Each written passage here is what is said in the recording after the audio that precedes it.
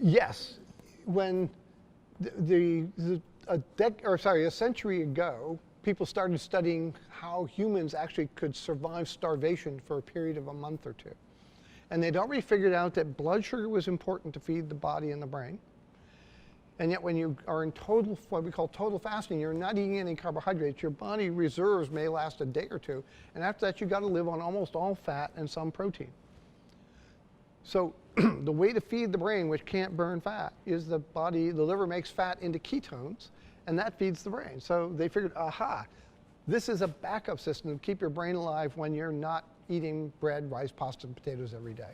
So, and then most dietitians are taught that ketones are a byproduct of fat metabolism, and oftentimes they throw the term toxic in front of byproduct of fat metabolism, because if ketones go way high, if you have type 1 diabetes, they're very dangerous. If they go 10 times higher than nutritional ketosis, they can kill you.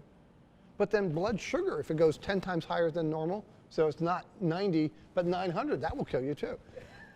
So it's, the thinking was that the normal state was being fed with carbohydrates, and our culture is built around agriculture. And I drive here, come down here from Midway, and I go through millions of acres of corn and soybeans, and I understand that. But it turns out that if you look at cultures that lived by hunting or herding, where they didn't, Aboriginal cultures that didn't have access to agricultural carbohydrates, where any harvested wild grains, roots, or berries were seasonal, the rest of that time they were living in nutritional ketosis.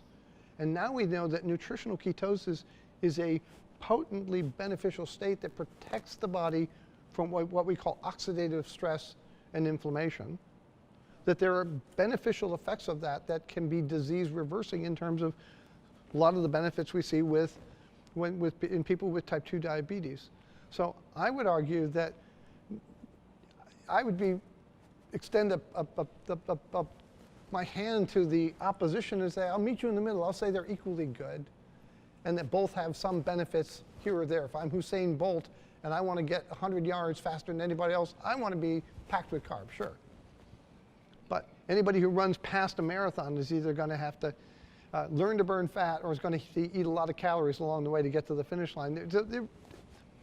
We can say it's at least as good as carb-fed state. And long-term ill effects of that, one of the reasons we're doing this study for 5 years is assuming we'll have at least half the people complete this study at 5 years, which would be amazing. You say, well, wait a minute, only half? In most 2-year studies, more than half the people drop out.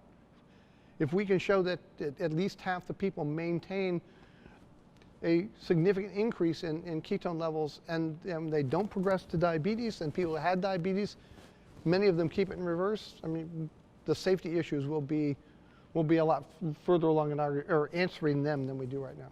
Yeah, and I just want to really emphasize one of the many great points that he made here, which is people who think that it's abnormal only are thinking it's abnormal in our standard culture right now. Okay, and you have to understand our standard culture right now is set up for all of us to consume an awful lot of carbohydrates. Okay, this doesn't McDonald's at every corner is not the way humans were evolved to exist. Okay, and so we have to always remember that in context. And it's amazing how many serious scientists I've had to just kind of tell them to pause and think about that fact when they say it's not that normal state.